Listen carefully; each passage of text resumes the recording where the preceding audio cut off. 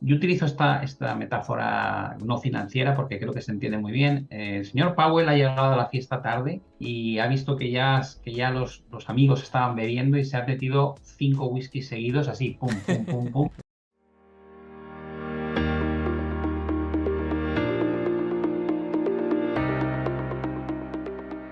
¿Qué tal? Ahora sí, arrancamos el especial de la Reserva Federal, reunión del mes de julio, una reunión clave al igual que la del Banco Central Europeo en la que se decidió subir tipos de interés por primera vez en 8 años 50 puntos básicos y ahora la Reserva Federal tiene la tostada, suben 75 o suben 100 puntos básicos o incluso suben 50 como hablaban algunos analistas en Wall Street, cosa que me parece bastante improbable viendo lo que está descontando el mercado. El debate está ahí, 75 puntos básicos o 100 puntos básicos. Ismael, tenemos sí. ya el statement de la Sí. Reserva Federal, además me lo avisaba Sí. por aquí Erzulo19, justo ahora se acaba de actualizar. Vamos a ver qué dice por aquí, a ver si lo podéis ver, lo voy a hacer un poquito más grande. Vale, vamos a ver. Vale, parece que dice 75 puntos básicos. 75 puntos básicos, lo estamos dando aquí en vivo y en directo. En la Reserva Federal sube los tipos de interés 75 puntos básicos. Al final lo que estaba descontado por el mercado. Ismael, reacciones, ¿qué te parece? Pescado vendido, ¿no? Pescado vendido, lo que ya yo sabía y lo que ya había sobretelegrafiado,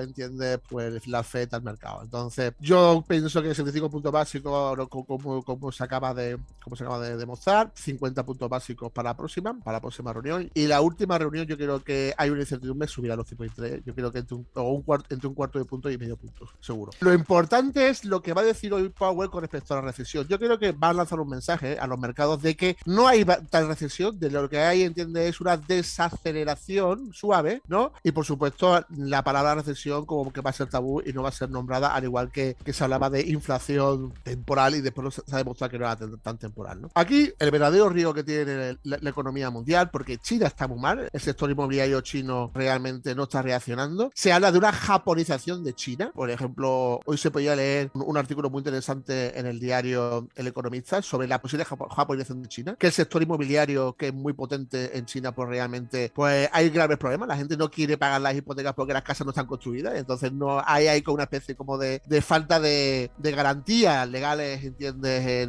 En ese país, que todos están pidiendo por activa y por pasiva, tanto por casas de bolsa como escuelas de negocios chinas importantes, de que va a ser muy necesario la intervención del gobierno chino en lo que es el mercado. Y se habla de eso, de una japonización, ¿no? Sobre todo en el sector inmobiliario, pues lo que pecó en los años 90 Japón y lo que ha pegado el resto de los países posteriormente, ya lo está pagando China. Y China, el problema que tiene es el de los crecimientos. Los crecimientos hablan de unos crecimientos que va a ser muy difícil volver a crecimientos por encima del 5% o inclusive del 5%. No es nada bueno para la economía mundial. Simplemente por ver reacciones en el mercado, que me interesaba bastante de cara también a la audiencia. Una vez que se ha conocido la decisión euro-dólar, el euro rebota con respecto al dólar. Lo tenemos ahora en la zona de 1,1492 aproximadamente, pivotando. Veremos a ver con la conferencia de prensa de Powell. Un mini rebotito no afecta nada. Y de cara... Nada. Y en el S&P 500, vamos a ver la reacción, también hay subidas del S&P 500, porque yo creo que es una decisión que estaba descontada por el mercado. Confirmada, descontada por el mercado. Entonces aquí el problema va a estar en la recesión, el problema va a estar en los resultados empresariales. Ya hemos visto la recesión que han tenido, quitando los resultados que han sido buenos en el caso de Microsoft, pero el beneficio por acción ha disminuido con respecto al año pasado. Todas tecnológicas importantes que han salido con sus datos de los últimos resultados, todas pues, vienen a corroborar que el dividendo por acción ha disminuido. Por eso de ahí la caída que hemos visto hace unos días, bueno, ayer, concretamente el Nasdaq, ¿no? Y los valores tecnológicos. Y por supuesto, ¿no? Pues realmente el frenazo al consumo importante, como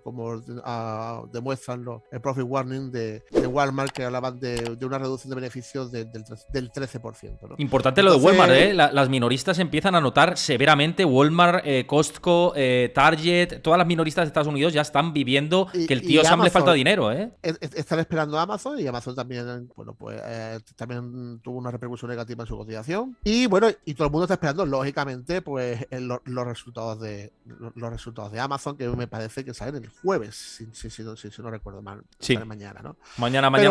Pero al final, yo creo que esto lo que viene a decirnos es que los resultados empresariales van a ser algo peores de lo previsto, pero tampoco es una hecatombe, ojo, estamos hablando de que, bueno, de que algunas han reducido beneficios, pero otras, por ejemplo, como el caso de Microsoft, han tenido beneficios. Y bueno, y lo que el mercado lo que va a querer descontar es de qué tipo de recesión vamos a tener, una recesión suave o una recesión al estilo del Doctor Doom, ¿entiendes? Que va a ser mucho más agresiva. Esta inflación con... No, es decir, recesión con esta inflación.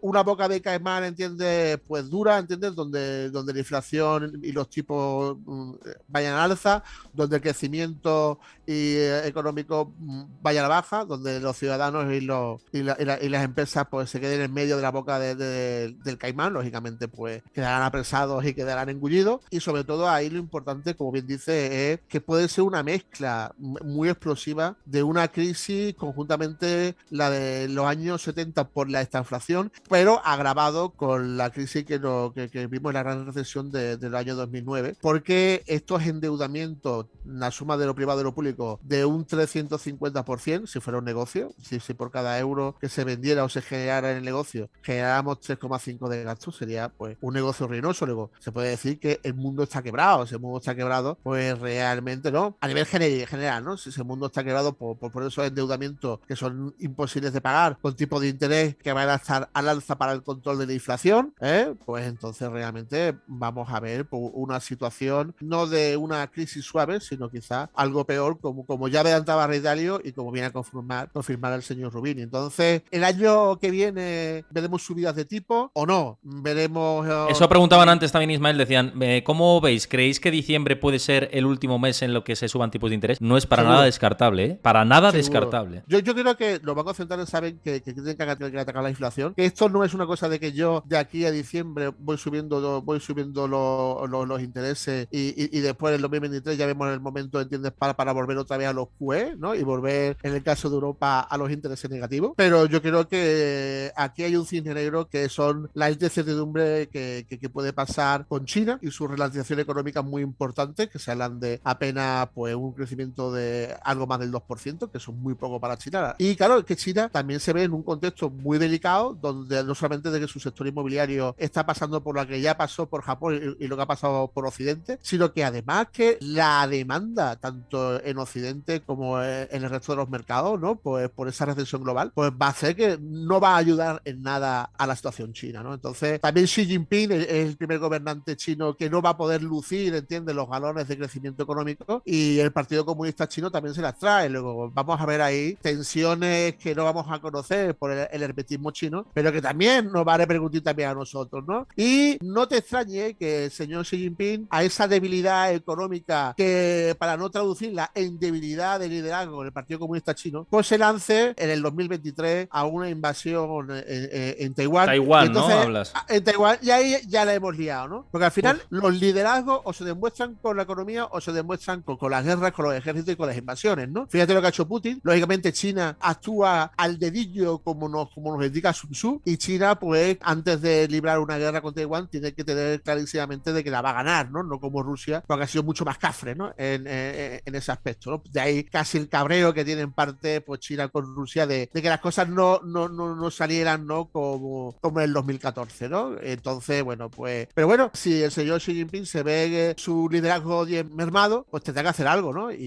Claro. Y lógicamente Taiwán es un chino, nunca mejor una China en el zapato que tiene el Partido Comunista Chino, y lógicamente en el 2023 veremos algo de Taiwán. Lo dicho, voy a poner esto mientras en silencio mientras hago la transición. Oye, vamos, una comparecencia, lo que hablábamos, bastante impecable por parte de Powell, que no se sale del guión y que tiene muy claro el mensaje que tienen desde el FOMC. Mira, yo quisiera hacer un resumen sí, rápido. Un resumen de titulares. Sí, titulares. No se habla, por supuesto, de recesión, se habla de un enfriamiento económico muy controlado por parte de la FED. Por supuesto, ni por asomo hablar de una crisis de deuda estanflacionaria. Está por ver, ¿entiendes? Una datodependencia como le pasa a la señora Lagarde sin saber calcular bien la inflación. Luego estamos ante una operativa por parte del Banco Central norteamericano de ensayo y error, y hay una serie de variables que lógicamente no se han hablado aquí, pero que también van a incidir, que es qué va a pasar con la incertidumbre europea, la posibilidad de un Italexit, es un riesgo importante. Hablamos de que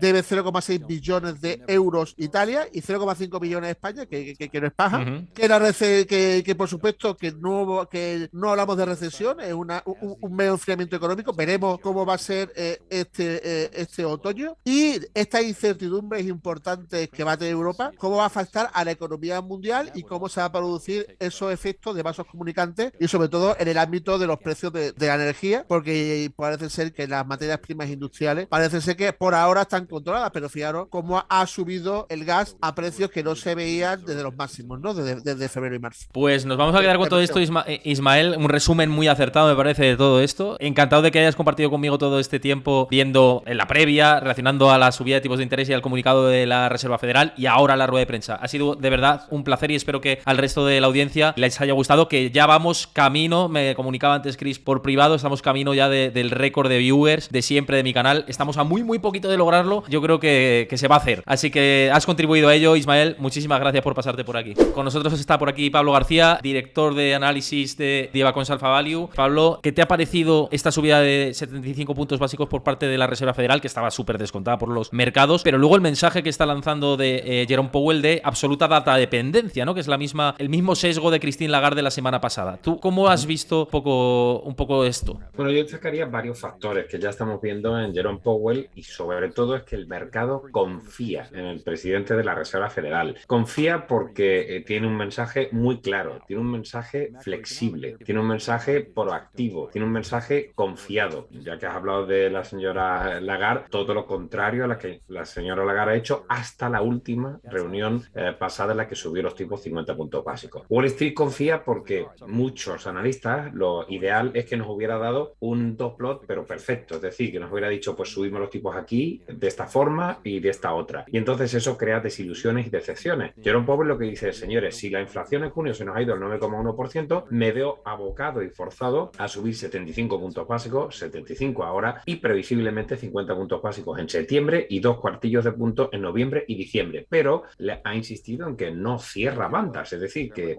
en función del cuadro macro, así es como se va a mover. Destacaría también ciertas frases que ya vienen siendo típicas sobre el mercado laboral, sobre que no estamos en recesión, él ha vuelto a insistir. Esto muy llamativo, lo de recesión, muy llamativo, todo lo que decía que no estamos en ello. Sobre todo viendo a Yellen, porque Yellen ha estado hablando de si era un camino que nos llevaba a... Yellen es mucho más confusa, lo hace muy inteligente, lo hace aposta, ¿no? Jerome Powell es bastante más british, más claro, más alemán, diríamos, ¿no? Y no se anda con ambages, ¿no? Yo creo que lo dice de una forma muy comprometida, insisto, muy proactivo, ¿no? Por supuesto, también han hablado del balance, ¿no? Es decir, que van a seguir haciendo la reducción del balance, que es algo tan necesario, ¿no? Porque hemos ampliado los balances, lo hemos multiplicado por 4 y por 5, que es una auténtica barbaridad, y eso va a ser lo complejo, ¿no? Ya hemos visto que en Europa lo que hemos dicho es, bueno, pretendíamos subir tipos, después reducir balance, pero lo que estamos haciendo es, oye, pues lo que termine, lo que venza, lo vamos a recomprar, esta vez solo en deuda periférica. Al final no sirve de mucho, ¿no? Significativo también que ha comentado el señor Powell, previsiblemente llegaremos al 3 o al 3,5%, pero que habló que podíamos llegar a un nivel moderadamente restrictivo para final de año. Es algo con lo que muchos no contaban, pero insisto, es que el mercado, el Nasdaq sube un 4, el Standard & Poor's un 2,5%, es decir, esa confianza que transmite la Fed, ese movimiento tan rápido, que no olvidemos que es la mayor subida, no habíamos tenido algo así desde la década de los 90, ¿no? Y vamos a estar muy pendientes a Jackson Hole. Yo creo que es otra de las citas importantes, porque ya no tenemos reunión hasta septiembre, si no recuerdo mal, el 20-21 de septiembre, pero en verano se reúnen no solo banqueros centrales, también hay otros empresarios muy importantes, financieros y no financieros, pero clásicamente es una reunión de banqueros centrales en Jackson Hole, ¿no? Entonces ahí yo creo que, bueno, pues podemos coger quizá ese punto menos oficial, más oficioso de lo que pueden pensar los banqueros, ¿no? Pero insisto, a mí es que no me preocupa. La Fed, estoy confiado, tenemos exposición muy larga a Estados Unidos, donde no estamos tan expuestos, es en la Europa de la eurozona, donde tenemos unos problemas, ya no solo es el gas, la crisis, digamos, del reino de taifas en el que se ha instaurado nuestra pequeña Europa. Decías antes el SP500, que se lo estaba tomando positivamente, lo tenemos aquí en pantalla directamente desde TradingView. Antes había visto también el movimiento alcista del euro con respecto al dólar. También parece que ha dado como un poquito de alas. Quizá esa parte del mensaje de sí que desaceleramos, creemos que va a haber aterrizaje suave, sigue diciendo como ese mismo mensaje. Y con ese ciclo de la Unión Europea, del Banco Central Europeo en este caso, es subiendo tipos, aunque con más ambigüedad, que es lo que estabas diciendo ahora mismo, pero hay más relajación por esa parte del inversor que piensa que ya la fortaleza del dólar que se está agotando ciertamente, ¿o no? ¿O cómo lo ves? Bueno, a ver, los movimientos viscerales como hemos tenido en el boom, como hemos tenido en en el euro es verdad que llevan esa depreciación del euro intrínseca, estructural, si queremos llamarlo así. Pero es cierto que el Banco Central Europeo ha empezado a subir tipos y ha subido tipo 50 puntos, no 25, con lo cual esa pérdida de la paridad que tuvimos hace 2 semanas, pues se ha ido minimizando porque vemos que reacciona. Y el mensaje de Powell me ha sorprendido menos que el mensaje de la señora Lagarde, que fue algo más hawkish, ¿no? Parece que ha escuchado al señor Knott, del presidente del Banco Central de Países Bajos, o al propio de Guindos, que lo tiene muy cerca, y que son mucho más hawkish, ¿no? Yo creo que por eso pues el euro repuntó cuando se tomó la decisión del Banco Central, volvió a caer, ha vuelto a repuntar un poco. Yo creo que y de hecho, por cierto, mañana llevamos una nota en el diario de Mercados de Iva Consalfabio, precisamente hablando de que los resultados empresariales en Europa se están manteniendo con un buen tono precisamente por esa depreciación del euro, que nos hace que los exportadores sean mucho más eficientes, aunque por supuesto eso significa que nuestra factura energética pues nos hace bastante pupa, ¿no? No creo que vaya a cambiar demasiado, Héctor, el entorno euro-dólar, salvo que el Banco Central Europeo tomara la batuta y empezara a subir tipos con fuerza. Otro detalle más, la inflación en Estados Unidos está por arriba del 9%, 9,1%. Es cierto que se ven matices, y lo llevamos mañana también en nuestro análisis, de desaceleración en los precios de las materias primas. Lo hemos visto, salvo el precio del gas en Europa. Hemos visto que las soft commodities y las hard commodities están remitiendo algo, no tanto el petróleo, que está todavía en esa zona de 105, 106 dólares barril, pero eso podría traer menos tensiones inflacionistas. Pero Jerome Powell no le ha temblado el pulso, ha dicho, si la inflación sigue a estos niveles, 9,1, aunque sea 8,5 o 8,6 de los datos anteriores, voy a seguir subiendo los tipos. Y en Europa, los tipos están al 0,5 recientemente, con una inflación al 8,6%, y sin embargo nosotros no tenemos la autosuficiencia energética obvia, y sobre todo mañana me voy de hecho a Alemania y tengo que charlar. Que lo tienen complicado allí, en Alemania es donde lo tienen complicado. A ver qué te cuenta por allí, Pablo. Estuve en Milán hace 2 semanas por el tema también de la crisis, con charlas con distintos economistas, con la crisis de gobierno italiana. Yo lo tengo aquí muy cerca, estoy a 8 kilómetros de la frontera con Italia, y tengo que ir a Berlín, y también iré a Lyon, a algunos sitios, y bueno, estaremos cambiando impresiones distintos economistas. Yo soy más cañero que ninguno, ¿eh?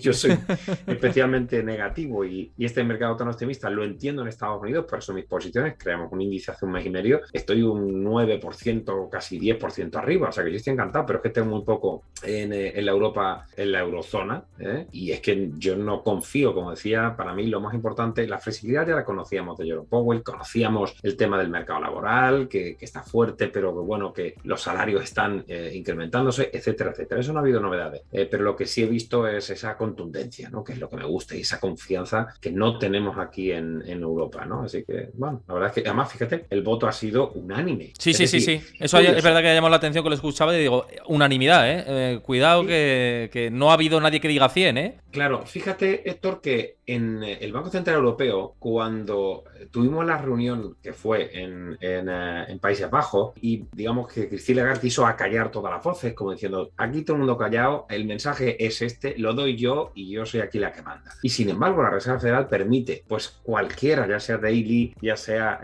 cualquier Bullard, Bostic, Bullard, pueden dar sus puntos de vista, y después pues hay unas actas, cada uno da su punto de vista, hay una decisión, es mucho más democrático. Aquí, que nos creemos, sobre todo en Francia, que hemos descubierto desde 1789 con los famosos franceses, la Revolución Francesa, que hemos encontrado la democracia y tal. Y sin embargo, estamos callando todas las voces a los miembros del comité, y de repente a la semana siguiente cambiamos por completo con una improvisación típica de la Unión Europea, y entonces pues sacamos las famosas TPI ahora de antifragmentación, y decimos que vamos a seguir comprando bonos, pero subiremos los tipos. Es un auténtico desastre esto, por eso confío en el mercado norteamericano, y bueno, el rebufo para Europa puede ser positivo, y estamos viendo pues que los futuros pues sí que parece que están por la labor también mañana de acompañar este movimiento. Y fíjate que esto que dices me parece relevante, y además a mí también me ha gustado, y lo estaba diciendo mientras reaccionaba la rueda de prensa, creo que Powell va años luz de otros banqueros centrales, recuerda como al mejor Draghi en el sentido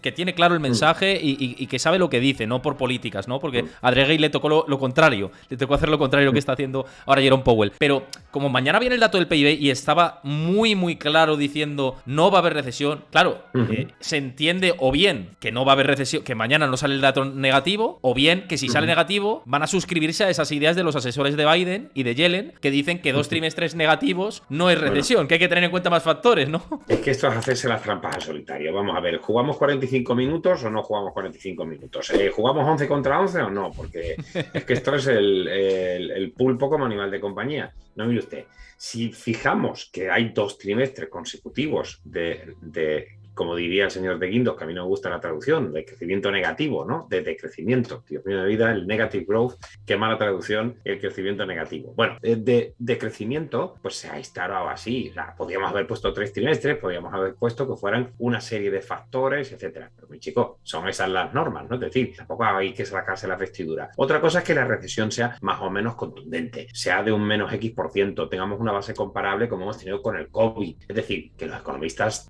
entendemos perfectamente esos conceptos. Otra cosa es como estoy escuchando a algunos colegas decirnos que bueno, que la recesión pues que va a ser suave, el aterrizaje suave. Es que aquí no hay aterrizaje suave. O sea, las recesiones son catapum, chimpum, ras. Otra cosa es corta y más larga, ¿no? Otra cosa es que sea más corta o más larga, ¿no? Claro, correcto. Eso es lo que más daña a la economía. Porque al final los agentes económicos, empresas o economías domésticas tienen un juego de expectativas. ¿Qué está pasando ahora? El otro día me criticaba mi hermano, creo que lo comentábamos tú y yo, que en televisión española yo he dicho que lo que queda es un turismo de chope, ¿no? De bocata de chope. Y lo dijiste aquí, además, en este canal. Claro, o sea, no nos queda otra. Es decir, que no pasa nada. Pero ¿por qué en Europa tenemos esa? Yo estoy aquí en Mónaco, imagínate Mónaco, Francia, como son. Es decir, ¿por qué tenemos mal visto el decir que tiene que haber un esfuerzo, que tiene que haber un ahorro, que si las cosas están mal y dependemos del gas ruso y queremos, digamos, castigar a Rusia por lo que ha hecho, oye, pues tendremos que consumir menos? ¿Por qué está tan mal visto? ¿Por qué este estado del bienestar tiene que ser, aquí todo tiene que ser el gratis y socialización de pérdidas y los beneficios y ahora son caídos del cielo, no son caídos del cielo? ¿Pero esto qué es? Es que cuando he leído que en España tenéis el tema de las playas,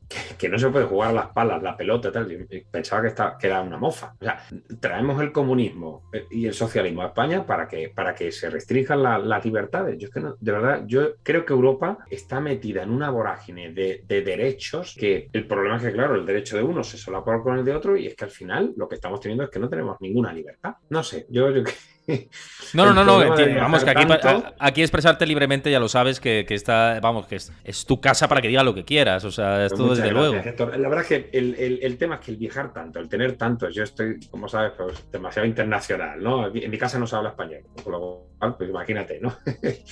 Mi chica es polaca, o sea que aquí es un brainstorming continuo, ¿no? Y cada vez que cenamos hay como 8 nacionalidades, pero es enriquecedor, ¿no? Y entonces ves puntos de vista distintos y te das cuenta que los yanquis, tanto que les criticamos, es que los tíos tienen muchas más libertades y cada uno puede decir lo que piensa, y volviendo un poco a la Reserva Federal, y después al final llegan a un acuerdo. Es que aquí estamos llegando a un reino de taifas en la que un alemán, imaginaros, y lo voy a hablar mañana con ellos, voy a estar 3 días allí, un alemán que le digan, oye, mira, que ahora a los frugales, a los periféricos, que nada más que has dicho, oye, vamos a bajar un 15% el consumo, a ver si así conseguimos, y te ha dicho Grecia, Portugal, España, Italia, o sea, es que no podían ser otros. Yo no, esto no va conmigo. Cuando después se pongan las cosas malas y los alemanes tengan que estar poniendo pasta para recomprar los bonos españoles o portugueses o italianos, o tengamos otra crisis de deuda, como ya adelantó Cristina Georgieva, Cristalina, no me lío con tantos nombres, la presidenta del Fondo Monetario Internacional, que dijo que iba a haber una crisis periférica, etcétera. O sea, a ver cómo el alemán que está ahí pasando frío en invierno, que diga, oye, pero esta gente no son los que nos decían que no se solidarizaban con nosotros, porque este problema era un tema de los alemanes y de los húngaros, etcétera.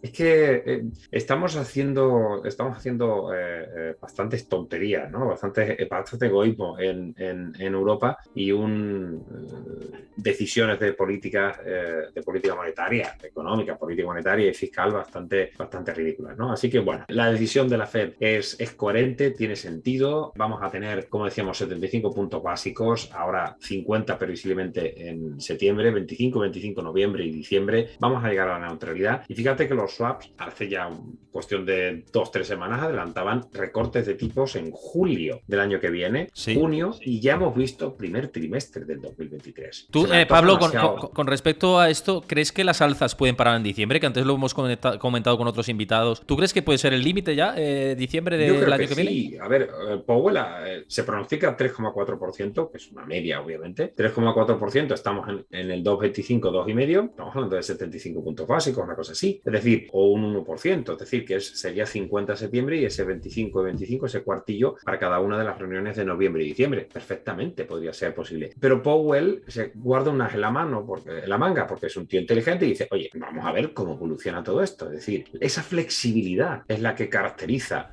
al pueblo norteamericano por lo general, ¿no? Y en Europa no, queremos todo todo normativo, regulado y cada vez más inflexible. Ya te digo, a ver qué hago yo con mi hija de 12 años en la playa sin poder jugar a las palas, ni a la pelota, ni poner la música. Yo es que estoy alucinando con la vieja Europa, con esta falta de libertades, ¿no? Yo no sé, traemos el comunismo para esto, pues yo no sé. Yo es que, insisto que me voy por los cerros de Úbeda, pero me gusta, o sea, cada vez que escucho a Powell, cada vez que escucho las cosas muy te gustan las cosas claritas, claras, que es lo que es Powell al final. Es un tío que es mucho más claro. Dentro que tiene el mensaje del banquero central de no queremos alertar demasiado, pero dentro de ese discurso del banquero central va más directo. Acuérdate, Héctor, que hace 2 meses cogió el señor Powell y dijo, tras, y metió un palo al mercado que era como, aquí no pasa nada, y aquí seguimos comprando sin 10, y aquí los tipos al cero, y dijo, señores, es inaceptable estos niveles de inflación. En cierta medida, como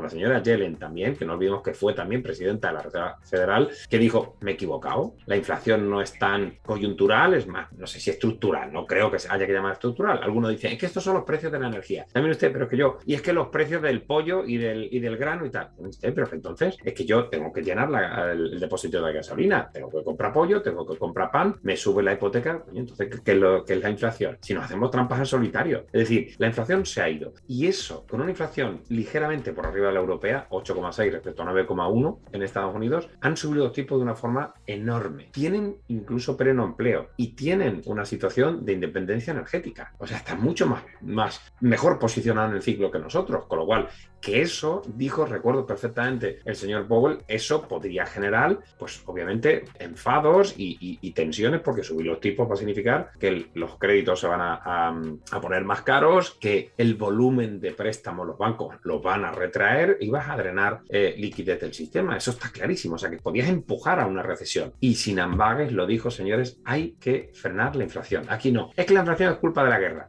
Yo no sé, está claro. Pero esa inflación es insostenible. Y estamos teniendo esas llamadas que me hacen mucha gracia, ¿no? Estas llamadas de la inflación de segunda ronda y tal, porque los economistas son todos muy, muy inteligentes. Con lo de las presiones salariales y todo esto. Claro, es todo el círculo virtuoso y el círculo vicioso. Yo siempre he dicho que los economistas, gracias a Dios, intentamos hablar y poner algunas palabrejas en inglés, pues si no tendríamos trabajo, porque la economía es muy sencillo, es cuestión de precio, oferta y demanda. Es que cuando yo he tenido que explicar esto, después de voy a hacer ya 30 años en este sector, desde a colegios, a gente que no es y siempre digo lo mismo, puedo hablar con un profesional, puedo hablar con un niño y explicarle en qué consiste todo esto. Bueno, pues cuando hablas con los adolescentes, los niños, lo entienden perfectamente y dicen, pero si esto es muy sencillo, ¿no? O sea, que en realidad buscamos poner dificultades a algo que francamente es bastante sensato, ¿no? Y es lo que está haciendo Estados Unidos, es lo que está haciendo la Reserva Federal, y por eso mis carteras, ahora que estoy creando otro fondo global y este índice que hemos creado en Londres, pues está funcionando especialmente bien. Desgraciadamente tenemos muy pocos valores de la eurozona. Tenemos un valor español, tenemos Iberdrola, algo algo tiene que haber en España, claro. pero la gran mayoría de valores son valores norteamericanos, algún ETF sectorial, algo de Asia, y bueno, las carteras de Alfa Value que están funcionando muy bien, las carteras con nuestro value a momentum de la cartera europea, que nos estamos defendiendo muy bien y sacando en torno a 18% de diferencia respecto al benchmark, que no está nada mal, y ahora ya nos estamos poniendo otra vez de nuevo en positivo. Aquí está con nosotros Pablo Gil, jefe de estrategia de XTB. Por ir un poco a lo concreto y lo que está esperando la gente de escuchar tu valoración aquí en mi canal, y lo he comentado con otros expertos, entiendo que no te ha sorprendido la decisión de Jerome Powell, porque estaba muy descontado los 75 puntos básicos. ¿Algo del mensaje que te haya sorprendido?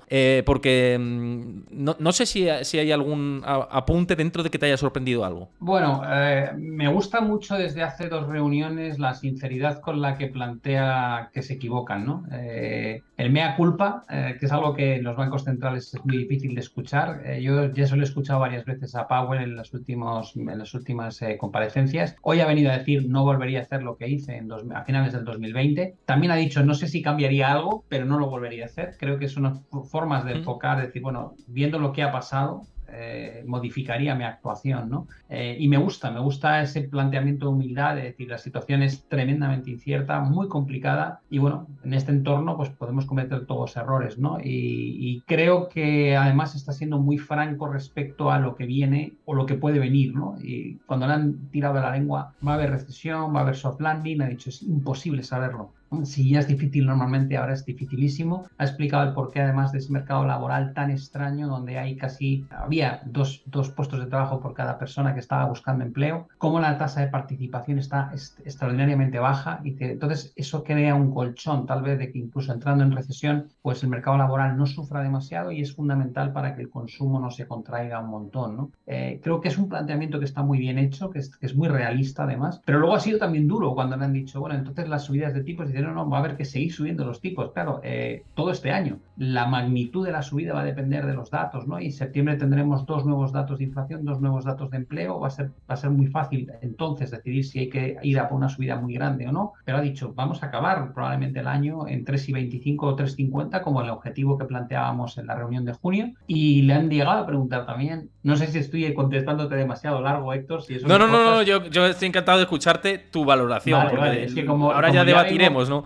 Vale, como vengo con el piloto automático como yo, estamos los dos igual. Efectivamente. Sí. Entonces, bueno, de alguna manera dice, yo creo que en 2023 voy a tener que seguir subiendo las tasas de interés, ¿no? Y entonces le han preguntado, dice, pero el mercado no descuenta eso, el mercado descuenta que van a bajar las tasas en 2023. Y casi ha sonreído, ha dicho, bueno, es que hacer presunciones de lo que va a pasar en 2023, cuando todavía estoy lidiando con lo que está pasando en 2022, entender la situación de cómo puede evolucionar los próximos 6 meses, pues me parece que es ridículo, ¿no? Entonces yo creo que hoy por hoy la información real que tenemos es, la inflación es la prioridad única y absoluta de la Fed. Van a seguir subiendo tipos porque la inflación está muy disparada. Necesitan varios meses de contracción en los datos de inflación para sentirse cómodos de que están revertiendo ese proceso inflacionista. No parece que el hecho de entrar en recesión, si es que ocurre finalmente, sea un motivo para pensar que van a dejar de subir tipos de interés, que es algo muy novedoso y que no se repetía desde la época de Volcker en los 80. Y bueno, ha dicho cosas que a mí me parecía que tenían mucho sentido y son mensajes a los navegantes, ¿no? Dice, mucho de lo que estamos haciendo todavía no se ha visto su efecto. Estamos subiendo las tasas de interés y restringiendo la situación monetaria a tal ritmo que el efecto va a tardar en verse varios meses. Como diciendo, y no olviden ustedes que todavía falta el QT, cuando restringamos el balance de bonos, y que en septiembre vamos a incrementarlo hasta 100.000 millones al mes. O sea, que básicamente lo que te está diciendo es, vale, antes de que celebremos nada, que lo que viene va a ser muy duro, ¿no? Y eso a mí me lleva a pensar que el escenario de que la segunda parte de este año va a ser más complicada, si cabe, que la primera parte de este año, pues probablemente sigue teniendo una probabilidad muy elevada de ser así, ¿no? Y por ese motivo soy tan cauto con la bolsa, ¿no? Y con los resultados empresariales, porque pienso que el mensaje de hoy lo único que ha hecho es ratificar lo que ya viene contando en las últimas reuniones, y ha dicho que el dato de inflación se esperaba un dato malo, pero no tan malo. O sea, es que el mensaje, o sea, la bolsa ha reaccionado muy positivamente, el dólar se ha depreciado a nivel global y el euro se ha fortalecido contra el dólar. El propio bono ha subido en precio y ha bajado en rentabilidad, y hemos visto una corrección en el tipo hipotecario 30 años. Es muy curioso, y cualquiera que viese la reacción del mercado diría, Powell ha dicho que ya queda una subida y poco más. Y dices, no te está diciendo eso.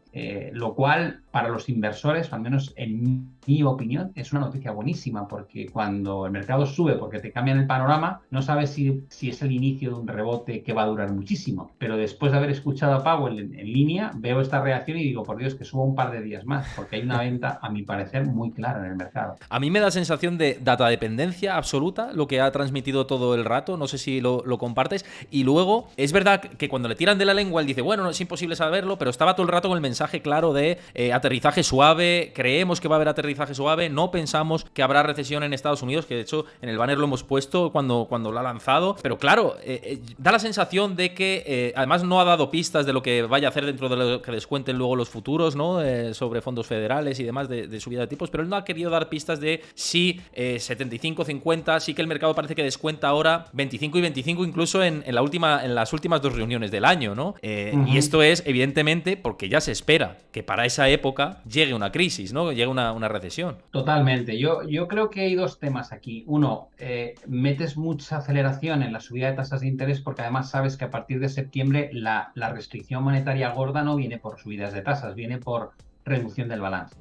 Yo no sé si los inversores son conscientes de la importancia que va a tener la reducción de un balance hasta 100.000 millones al mes, ¿no? Pero para aquellos que no lo recuerden, que se remonten a la parte final de 2018 y la caída del 21% de la bolsa, cuando la retirada del balance era de 45.000, 50.000 millones mensuales. Quiere subirlo al doble. Este 0,75 que ha subido hoy, antes tardaba en hacerlo, subía a 0,25 cada 3 meses, cada trimestre, ¿no? Es decir, tardaba casi un año entero en hacer lo que ha hecho en este momento. Yo creo que yo utilizo esta metáfora no financiera porque creo que se entiende muy bien. El señor Powell ha llegado a la fiesta tarde y ha visto que ya los amigos estaban bebiendo y se ha metido 5 whiskies seguidos, así, pum, pum, pum, pum. Y dices, vale, este tío no le afecta la bebida. No, dale una hora. Pues yo creo que el mercado no es consciente de esto. Digo, esta subida de velocidad récord hasta el 2,25, 2,5, más lo que pretende hacer de aquí a fin de año, más la reducción del balance, va a suponer un guantazo a nivel económico muy severo, en mi opinión. Lo que pasa es que no se está viendo porque es verdad que en marzo no habíamos empezado a subir tipos hasta finales casi de marzo. Con lo cual, y es que estamos en julio, es que hemos pasado del 0% al 2,25, 2,5 en un abrir y cerrar de ojos. Y vamos a seguir subiendo a un ritmo muy rápido, pero tarda en trasladarse. Y de hecho, Powell ha dicho, tarda en trasladarse el efecto. Y el techo parece, Pablo, del 3,4%, ¿no? También, dentro de los tipos máximos, ¿no? Sí, esa es la idea, pero que lo que quiero decir es que yo creo que hay mucha gente que está con la esperanza de, qué bien, sube los tipos y no pasa nada. Digo, no pasa nada, no, es que los está subiendo tan rápido que todavía no te ha dado tiempo a que se traslade a datos económicos. Y a pesar de eso,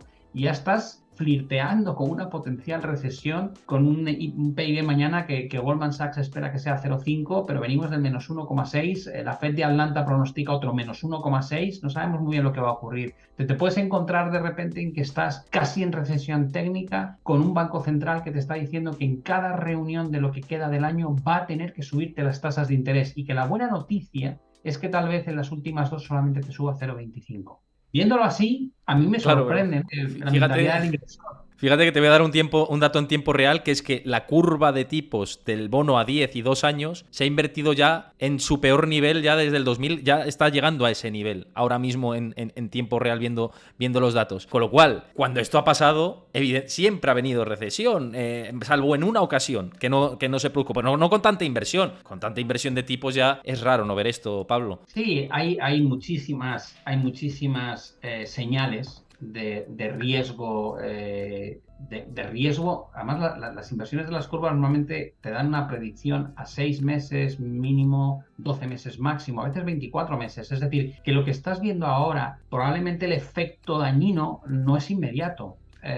La propia Reserva Federal de Nueva York pronostica recesión este año y recesión todo 2023, porque eso es otro tema que tampoco el inversor que lleva poco tiempo en el mercado, yo llevo poco tiempo, 15 años, ¿no? El que lleva 15 años en el mercado dice, yo viví una recesión en 2008 y 2020. Digo, no, mira, el 2020 fue una tomadura de pelo, ni siquiera fue una recesión. Cuando te gastas 9 trillones de dólares en estímulo fiscal, evidentemente sales de la recesión con la misma velocidad que has entrado, porque la has comprado, la recuperación, así de sencillo, ¿no? Pero realmente la otra parte, dices, la recesión 2008, dices, sí, estamos acostumbrados a que las recesiones sean algo que dure muy poco. Dices, 2 trimestres y ya salimos. Digo, sí, ¿por qué? Digo, pues porque cuando llega 2008 los tipos estaban en 5,25 y cuando llega el año 2001 los tipos estaban al 6,25. Es decir, el trabajo de retirar el estímulo lo habías hecho durante los años precedentes, pero no habíamos hecho ningún ejercicio de retirar estímulo, porque hasta marzo de este año no hemos empezado realmente a subir las tasas de interés. Con lo cual, por primera vez, no vas a tener el efecto de entro en recesión y tengo un banco central con las manos preparadas, los algodones puestos para bajar tipos, meter QE. Y dices, no, entras en recesión tal vez y lo que tienes al lado es un tío que te sigue castigando con tipos cada vez más altos y con retirada de estímulo no convencional. Eso no lo hemos visto más que en la época de los 80 con Volcker, ¿no? Y va a ser igual, digo, no, pero lo que sí tiene que dejarte es una idea de estoy navegando por un territorio desconocido, ¿no? Estos son mares desconocidos para la mayoría de los inversores que llevan poco tiempo y por tanto utilizar los mapas de lo que ha funcionado durante las últimas 2 décadas tal vez no sea tan buena idea, ¿no? Entonces yo creo que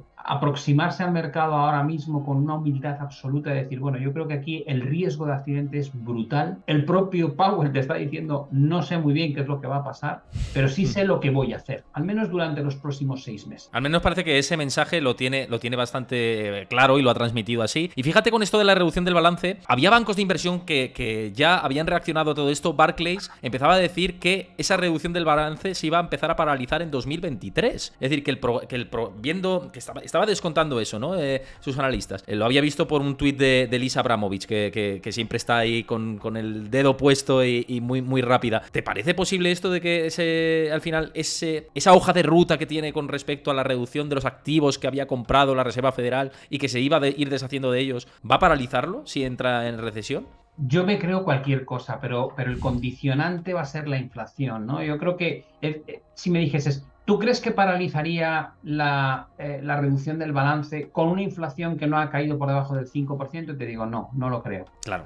Si me dijeses, y si la tuviese al 3,5, aunque no está controlada, porque no está en el 2, digo ya, pero él podría argumentar que desde el 9,1 al 3,5 la tendencia es francamente buena y que eso le lleva al menos a levantar el pie del acelerador, ¿no? Para ver un poco cómo evoluciona. Y luego tenemos el segundo factor, que también a mí me gusta mucho mirar situaciones históricas, ¿no? Y dices, joder, ¿por qué metió en recesión 2 veces Volcker a la economía americana? Digo, porque luchó contra la inflación y cuando pensaba que la tenía controlada y la inflación remitió muchísimo, levantó el pie y automáticamente empezó a estimular la economía para sacarla de la recesión y volvió a montar un problema de inflación todavía más severo que el anterior. Y tuvo que atacar con toda la munición ya y hundir la economía. ¿Por qué? Porque partimos siempre de la idea de que luchamos contra la inflación, la conseguimos hacer que remita y se acabó el problema. Digo, o no, no sabemos si en el momento en que dejemos de luchar contra la inflación y volvamos a las prácticas estas de estímulo monetario sin precedentes del 0%, programas de QE, vas a volver a generar un problema inflacionista como el que has tenido anteriormente. No lo sabes porque no sabemos cómo va a evolucionar la guerra, cómo va a evolucionar el precio de la energía, qué va a pasar con este proteccionismo nuevo que cada vez es más evidente, ¿no? Desde el año 2018. Por tanto, por eso digo que creo que hay que tomarse el análisis del mercado con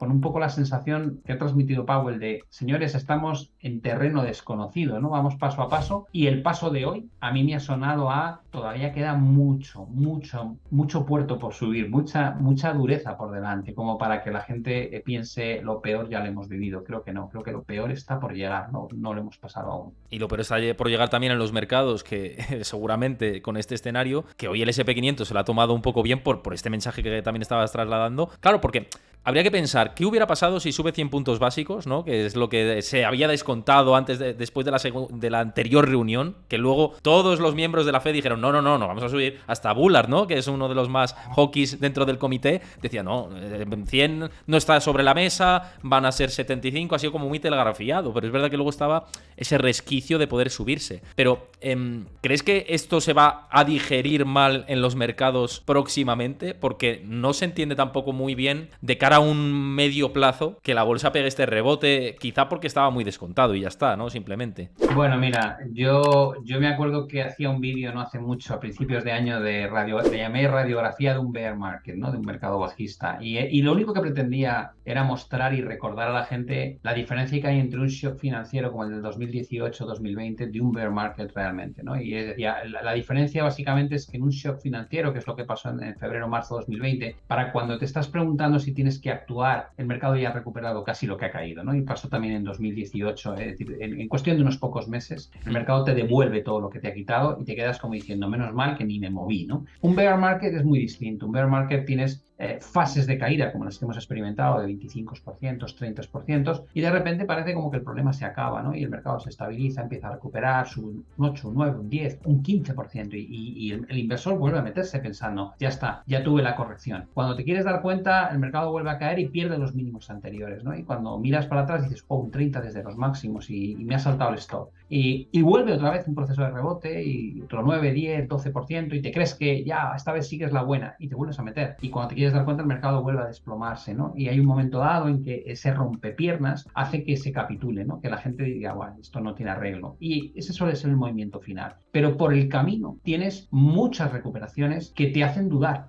Por eso creo que en este caso la visión macro es tan importante, porque es lo que te da el marco de actuación. Dices, se ha acabado porque lo que se tiene que acabar es el problema de inflación, que dé pie a que los bancos centrales puedan cambiar su política monetaria. Pero si no ha acabado eso, si ese problema no lo ha solucionado, la reacción del mercado simplemente es parte de este juego de zigzags que se van produciendo en el tiempo, y pasa con la bolsa y con todos los activos. Entonces te diría, tómalo como algo bueno, ¿no? Es decir, si el marco sigue siendo muy malo y el mercado reacciona rebotando, lo que tienes que hacer es buscar muy detenidamente hasta dónde crees que va a llegar ese rebote para aprovechar y vender, porque es una gran oportunidad, ¿no? Igual que cuando el mercado baja sin argumentos, que a veces pasa, o por exceso de miedo, se producen grandes oportunidades de compra, ¿no? Porque el entorno probablemente no es malo y la sobrereacción del mercado es lo que te da esa oportunidad. Yo creo que a día de hoy la recuperación del mercado en el corto plazo es totalmente justificable porque es puro sentimiento y posicionamiento. Había un negativismo enorme, ¿no? en los sentimientos de mercado, y dices, vale, pero no hemos visto la volatilidad saltar de 45, con lo cual no ha habido capitulación, no has visto el spread de crédito en cotas similares a las que vivimos en otras recesiones, no has visto los outflows en equity, solamente lo has visto en bonos, se te está invirtiendo la curva. Si es que tienes muchas señales que dices, esto no ha podido acabar, si te digo, no, yo también creo que no se ha acabado, ni muchísimo menos, pero va a haber engaños, digo, va a haber fases en las que el mercado, la gente diga, si ya no baja, si ya